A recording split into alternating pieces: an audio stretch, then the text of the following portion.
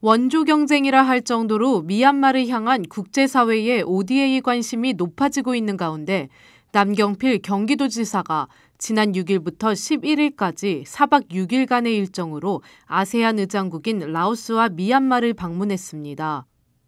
미얀마는 작년 11월 아웅산 수지의 총선 압승으로 50년이 넘는 군부 독재를 끝내고 민주정권이 들어섰으며 지난 5월부터는 미국의 경제 제재가 풀렸고 지정학적 중요성과 풍부한 자원, 높은 경제 성장 등을 바탕으로 주목을 받고 있습니다.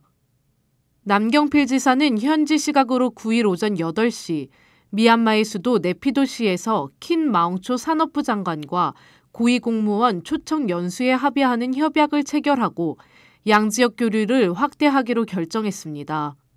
또 경기도 판교에는 세계 최고의 IT 창업자들을 키워내기 위한 스타트업 캠퍼스가 있다며 미래 산업에 대한 비전과 열정을 가진 미얀마의 청년 인재들을 선발해 판교에 보내주면 한국의 젊은이들과 세계 각국에서 선발된 청년들이 모여 비즈니스를 할 수 있도록 돕겠다고 밝혔습니다.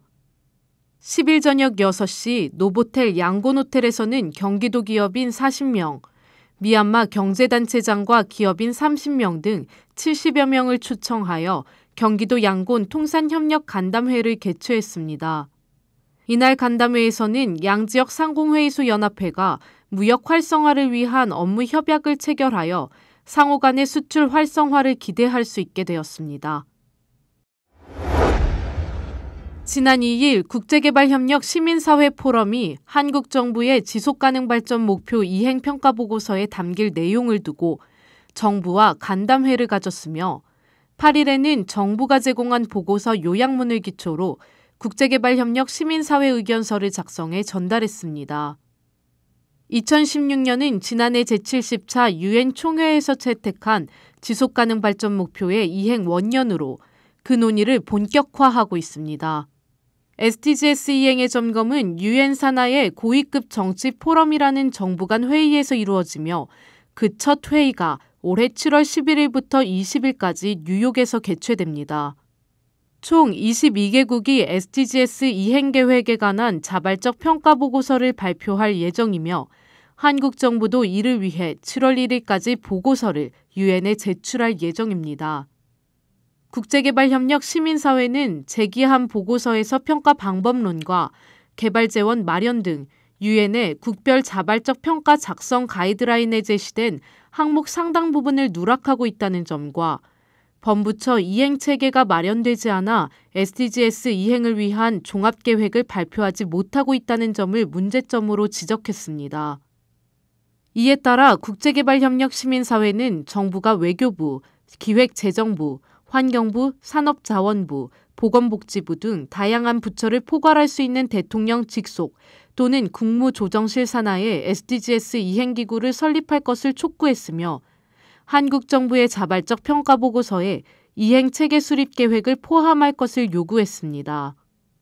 국제개발협력 시민사회 포럼은 7월 발표가 예정되어 있는 자발적 평가 보고서는 한국 정부가 SDGs 이행에 얼마나 큰 정책적 능력과 의지를 가지고 있는지 가늠할 수 있는 시험대가 될 것이라며 한국의 국제개발협력 시민사회를 향하여 정부가 향후 시민사회를 비롯한 다양한 이해관계자와의 유기적 협력을 통해 국외는 물론 국내적으로도 누구도 소외시키지 않는 발전을 실현하도록 노력해달라고 요청했습니다. 지난 6일 한국해외봉사단원연합회 수도권 지역 커뮤니티에서는 월드프렌즈 코리아 귀국단원을 대상으로 세계 시민교육 강사 양성 워크숍이 열렸습니다. 올해부터 중학교 자유학기제가 전면 시행됨에 따라 귀국봉사단원의 지역 전문성과 경험을 사회에 환원하고 귀국봉사단원들의 강사 활동 기회를 제공하고자 마련되었습니다. 이날 워크숍은 코이카 월드프렌즈 서울교육원에서 진행되었으며 한국해외봉사단원연합회, 한국국제협력단, 글로벌 이너피스, 아시안허브, 아프리카 인사이트, 은평 SLP, SNR 미디어 후원으로 개최되었습니다.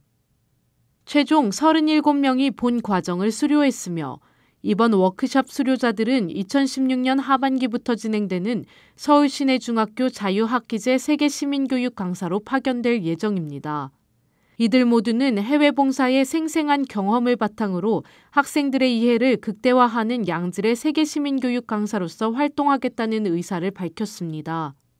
뿐만 아니라 설문조사 결과 참가자들은 앞으로 교환 제작 및 커리큘럼 정립 등 세계시민교육의 체계적인 발전 과정에 참여하고 저변 확대에 앞장서고자 강한 의지를 표명했습니다.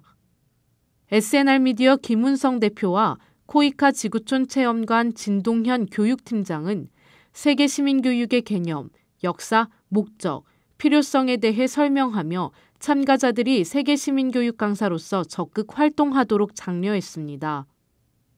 이화여자대학교 국제대학원 김혜경 교수는 워크숍을 마무리하며 미래의 부가 자원봉사에 있다고 한 엘빈 토플러의 말을 언급하면서 세계시민교육에 자발적으로 나선 이들을 격려했습니다. 또한 우리의 역할은 학생들이 세계시민으로서 글로벌 이슈에 참여하고 행동하도록 동기를 부여하는 것이라고 강조하며 학생들이 인권, 젠더, 분쟁, 보건, 행정, 과학기술, 농업 등에 대해 이해하도록 돕고 교재를 제작하거나 팀을 구성하는 등 세계시민교육에 적극적으로 힘써달라고 당부했습니다.